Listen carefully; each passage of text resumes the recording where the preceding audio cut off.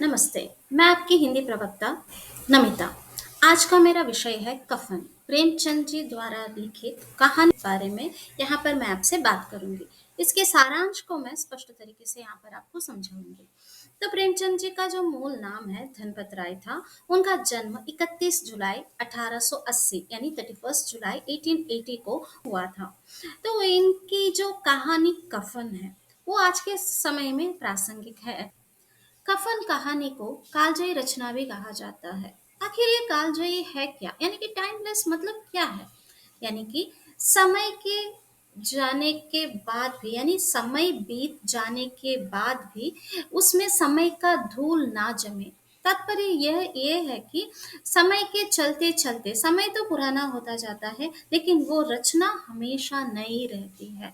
उस किसी भी रचना के बारे में जब हम बात करते हैं तो वो आज भी प्रासंगिक है, आज भी ऐसा माहौल है, आज भी ऐसा सिचुएशन चल रहा है कहकर जहाँ कहीं पर भी अगर हमें लगे तो इसी रचना को हम कालजयी रचना कहकर भी बता सकते हैं। कफन को भी हम उसी रचना के तौर पर ही देख सकते हैं। कफन कहानी जो है 1936 में जामिया में इसका पब्लिश हुआ था। इसे पहली बार 1936 में सुना गया या पढ़ा गया है। लेकिन आज भी ये प्रासंगिक है, आज भी ये पुराना है, ऐसा कभी हमें महसूस नहीं होता है क्योंकि हम में से बहुत सारे लोग यानी मैं हो सकती हूँ या आप हो सकते हैं, बहुत सारे लोग ऐसे सिचुएशन से शायद ही नहीं गुजरे जो इस कहानी में दिखाया जाता है। इस कहानी में जो है खेत के बारे में, फसल के बारे में, लगान के बारे में, भूख के बारे में, गरीबी के बारे में बताया गया है। लेकिन हमारे इसमें ऐसा कोई भी ज़्यादा से ज़्यादा 100% तो मैं नहीं कह सकती, लेकिन 80% के लोग जो है ऐसे प्रॉब्लम्स को फेस नहीं करते होंगे। तो ऐसी मुसीबतें, ऐसी समस्याएं उनको कभी आई नहीं होगी। तो इसी वजह से कभी-कभी हमें ये कहानी पढ़ते वक्त क्या है ये कहानी ऐसा फील होगा। लेकिन मैं चाहती हूँ कि इस कहानी को समय निकाल कर कभी ना कभी एक बार तो इस कहानी को दिल से, मन से उस माहौल में जाकर यानी कि जब हम एक किसी ना किसी रचना को जब हम पढ़ते हैं तो उस रचना में हमें डूब जाना चाहिए। उस रचना में इतना डूब जाना चाहिए कि उस माहौल को हमें महसूस करना है। उस माहौल में अगर हम रहेंगे, ऐसा सिचुएशन अगर हमारे साथ होगा तो हम क्या फील कर सकते हैं, ऐसा सोच कर हमें उसे पढ़ना है। फास्ट फास्ट फास्ट पढ़ते हुए नहीं जाना है। किसी भी कहानी हो सकता है, उपन्यास हो सकता है, उसे एक बार के में 1 मिनट में खत्म करना है ऐसा कहकर हमें पढ़ना नहीं है, बल्कि सुनाने वाले को और सुनने वाले को भी समझ में आने की तरह स्लोली हमें उसे पढ़ना है। जब हम स्लोली पढ़ेंगे, समझ कर पढ़ेंगे, तब हमें महसूस होगा कि जो लेखक या कहानीकार या उपन्यासकार जो कुछ वह उस रचना में कहना चाहता है उसे हम महसूस कर सकते हैं। तो कफन को भी मैं चाहती हूँ कि आप एक बार समय निकाल कर उसे दिल लगाकर, मन लगाकर पढ़िए, तब उसमें जो प्रेमचंद जी कहना चाहते हैं उसे हम महसूस कर सकते हैं। तो प्रेमचंद जी का जीवन भी जो है बहुत ही कष्टकर से बीता है। उन्होंने अपनी पढ़ाई और अपने जीवन को चलाने के लिए दीर्घ संघर्ष भी किया है। प्रेमचंद जी मानवता के आदर्श को प्रतिष्ठित करने वाले सच्चे कलाकार हैं। उन्होंने हिंदी कहानी को सर्वप्रथम सामाजिक भूमि दी है, यानी कि समाज में जो चल रही है उसी को उन्होंने कहानी में दर्शाने की कोशिश की है। उन्होंने अपनी कहानी और उपन्यास के माध्यम से अपने इर्द गिर्द पिसता हुआ मध्यम वर्ग के लोगों के बारे में और शोषित किसान की घुटन, स्त्री और दलितों की पीड़ा प्रभावी रूप से उन्होंने दिखाने की कोशिश की है। आदर्शवाद से शुरू हुई उनकी कहानी यात्रा यथार्थवाद पर आकर रुकती है। ग्रामीण जीवन का जीता जागता सूक्ष्म चित्रण मनोवैज्ञानिकता के साथ प्रस्तुत करने में प्रेमचंद जी को अद्वितीय सफलता मिली है। कहानी के बारे में अगर कहेंगे तो कहानी में हम देख सकते हैं प्रमुख पात्र में बुधिया। बुधिया इस कहानी की नायिका है और घीसू और माधव। घीसू जो है बुधिया के ससुर है और माधव जो है बुधिया का पति है। तो ये यहाँ पर पिता और पुत्र का एक कैरेक्टर बहुत ही इम्पोर्टेंट कैरेक्टर है ये, बहुत ही प्रमुख पात्र है ये भी। और यहाँ पर हम एक तरह से देख सकते हैं कि पिता और पुत्र का व्यवहार किस प्रकार से है, किस प्रकार से एक पुत्र अपने पिता के नक्शे कदम पर ही चलता है, उसके बारे में भी यहाँ पर हम देख सकते हैं। तो कहानी में यहाँ पर बुधिया के ससुर जो है घीसो, वो क्या है कि अपने गाँव में कोई भी उन्हें पसंद नहीं करता था, क्योंकि ये 4 दिन काम करते थे और 2 दिन आराम करना, या तो 2 दिन काम करना, 4 दिन आराम करना, एक तरह से आलसी किस्म के इंसान थे। उसी तरीके से उनके नक्शे कदम पर ही उनका बेटा भी चलता था, माधव भी ठीक वही उसी तरह से था, 2 दिन काम करता तो 2 दिन आराम करता। और कभी घर चलाने के लिए या घर में कुछ खाना नहीं होता है, कुछ खाना-पीने के लिए कुछ चाहिए, ऐसा जब होता है, तब ये नौकरी नहीं करते हैं और पैसा नहीं है, खाना है, भूख लग रही है, ऐसा नौबत जब आता है तो बेटा और पिता मिलकर किसी न किसी के खेत में जाते हैं और वहाँ से आलू, मटर चोरी कर कर लेकर आते हैं और उसे भूनकर खाकर वहीं पर सो जाते हैं। इस तरह से उनका जीवन चलता था। इसी तरीके से उनका जीवन चलता था। तो जिस दिन से बुधिया के साथ माधव की शादी हुई है, बुधिया ने घर गृहस्थी को संभाल लिया था। घर गृहस्थी को इतने अच्छे से वो संभालती थी कि खुद काम करने जाती थी। जो कुछ भी काम मिलता था उसे वो करती थी। यानी कि ये जो गाँव था काश्तकारों की गाँव थी ये। तो यहाँ पर किसी को भी नौकरी की कोई भी कमी नहीं थी। बस ये जो पिता और पुत्र थे, काम करना ही नहीं चाहते थे। इतने आलसी इंसान थे वो कि उन्हें काम करना ही पसंद नहीं था। लेकिन जिस दिन से शादी हुई है, कभी-कभी 4 दिन, 2 दिन काम करने वाले भी बुधिया के घर आने के बाद जो है, पूरा दिन आराम ही करते रहते थे। यानी कि बुधिया कमाती थी, एक दिन के लिए जितना रोटी, आटा, चावल जो भी चाहिए, सब्ज़ी वग़ैरह जो भी चाहिए, उतना तो वो कमा लेती थी, उतना वो लेकर आती थी। तो उस दिन से बुधिया ने घर चलाना स्टार्ट किया, तो ये दोनों और भी आलसी और निकम्मे बन गए और घर में ही बैठे रहते थे, सोते रहते थे, आलसी के आलसी बन गए। पिता के नक्शे कदम पर पुत्र भी चलता रहता है। कहानी की शुरुआत जो है, बुधिया यहाँ पर गर्भवती होती है। गर्भवती होने के कारण जब प्रसव वेदना यहाँ पर प्रारंभ होता है, तो रात के दिन इसे बहुत प्रसव वेदना होती है और ये ज़ोर-ज़ोर से चिल्लाना शुरू करती है। और ये पिता और पुत्र यानी कि घीसू और माधव वहाँ पर आए हुए हैं, उन्हें चिल्लाने की आवाज़ भी सुनाई देती है, लेकिन क्या हो रहा है कहकर देखने के लिए भी नहीं जाते हैं। यहाँ तक कि माधव जो है, मरना है तो अभी क्यों नहीं मरती कहकर भी यहाँ पर अपनी पत्नी के लिए बताती है। पूरा दिन इनका ख़्याल रखने वाली पत्नी के तरफ दया की भावना तक यहाँ पर उन्हें आती नहीं है। और ये क्या करते हैं कि जो चुरा कर लेकर आए थे आलू, उसे भूज कर खाने पर ही इनका कंसंट्रेशन वहीं पर था, ये उसी को खा रहे थे।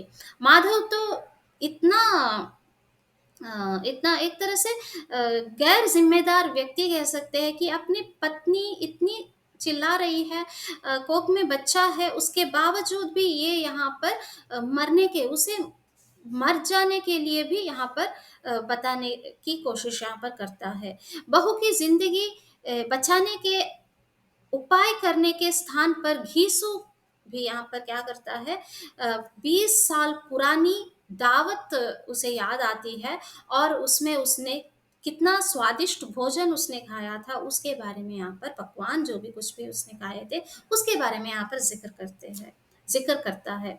यहाँ पर दोनों बाप-बेटे जो है, यहाँ-वहाँ की बातें करते समय व्यतीत करते हैं। बुधिया बेचारी पूरी रात प्रसव वेदना से तड़प-तड़प कर वहाँ पर मर जाती है और कोख में बच्चा भी मर जाता है, उसके पेट में ही बच्चा भी मर जाता है। सुबह उठकर जब माधव रूम के अंदर आता है, कोठरी में आता है, तब पाता है कि इसकी मृत्यु हो गई है और बच्चा जो है पेट पर ही मर गया है। ये बात पता चलते ही उसे डर लगता है और अपने पिताजी को यहाँ पर वो बताता है। पिताजी को जब पता चलता है तो दोनों जो है झूठ-मूठ के नाटक करते हैं, ज़ोर-ज़ोर से रोना स्टार्ट करते हैं और उनको एक तरह से चिंता सताती है कि यहाँ पर वो मर गई है, वो चिंता नहीं है इनको। इनको इस बाद में ये चिंता होती है कि इसे जलाने के लिए लकड़ी कहाँ से लाए और कफ़न कहाँ से लाए, उसके लिए पैसा नहीं है यहाँ पर, ऐसा ये सोचना स्टार्ट करते हैं। और इसे सोचते हुए वो ज़मींदार के पास जाते हैं। ज़मींदार को इनका चेहरा देखना भी पसंद नहीं है। ज़मींदार छोड़ो, गाँव में किसी को भी ये कोई भी इन्हें पसंद नहीं करता। यहाँ तक कि इन्हें देखना भी पसंद नहीं करता। तो ज़मींदार भी वही है, वैसा ही है, इन्हें देखना तक पसंद नहीं करता। इन्हें देखता है तो घीसू को जब ज़मींदार देखता है तो उन्हें इतना गुस्सा आता है कि वो उससे मारने के लिए भी तैयार होते हैं, उतना गुस्सा उन्हें आता है। तो यहाँ पर ज़मींदार के पास जाते हैं तो ज़मींदार गुस्से से आग बबूला होता है।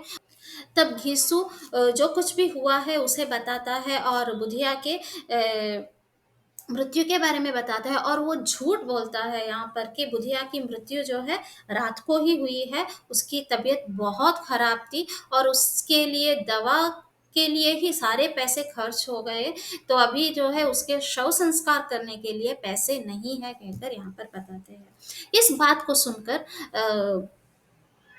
ज़मींदार को बहुत ही दुःख होता है। ज़मींदार को इतना एक तरह से बुधिया जो है बहुत ही अच्छी लड़की थी। बहुत ही अच्छे से काम करती थी और पूरे इन ऐसे लापरवाह जो पिता-पुत्र को बहुत ही अच्छे से उनकी देखभाल करती थी।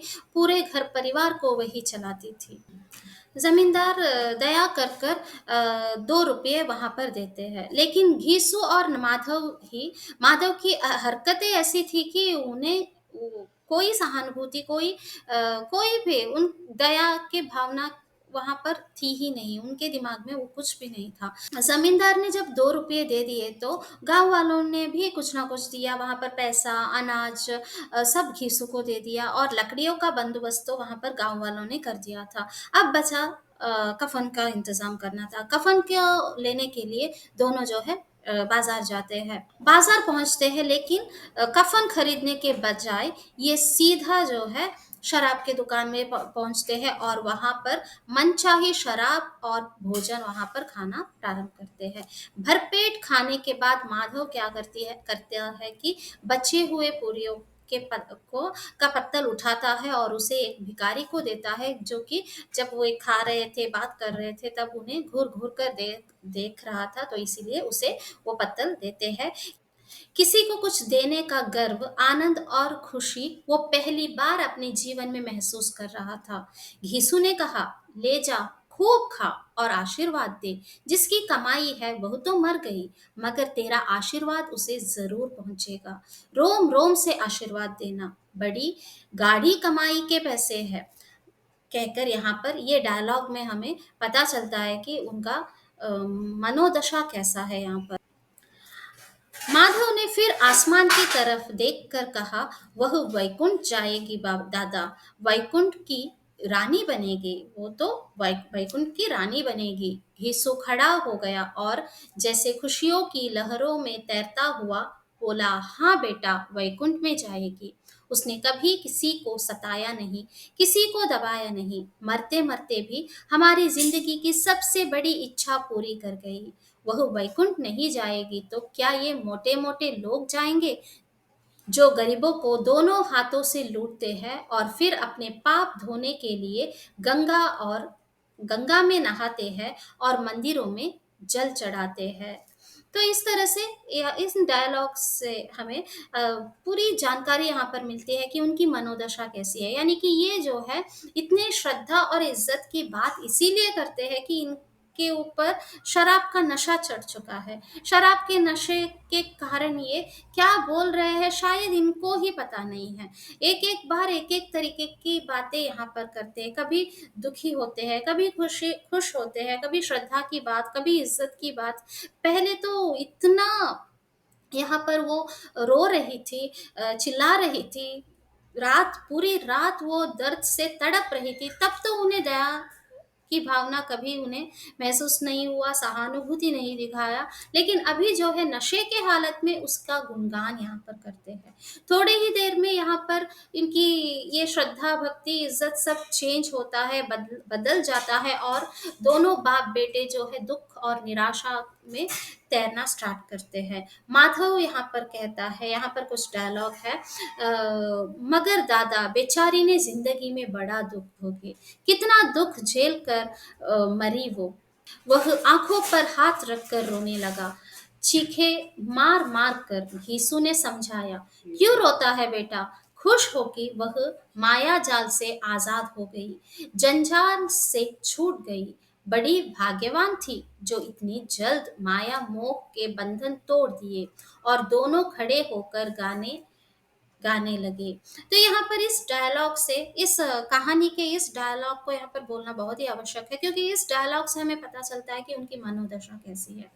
अ, पीने से पहले वो किस तरह से बुधिया जब चिल्ला रही थी, व्यवहार कर रहे थे, और पीने के बाद जो है सहानुभूति, दया सब यहाँ पर दिखाई देता है।